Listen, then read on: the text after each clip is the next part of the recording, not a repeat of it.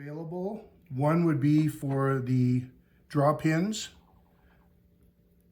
It would go into the machine and the draw pin would slide into the tip. So that's for the draw pins. There's another tip available for the trim rivets, and that isn't as deep, it doesn't go right through. And that would be for your trim rivets. And then the other tip is for shrinking. And this is the tip we'd use when we're shrinking metal.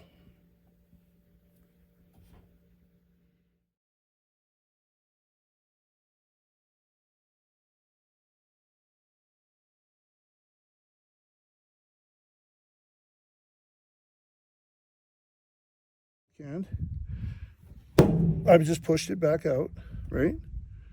So it was in, pushed it back out. Now that's stretched, so I got to shrink that.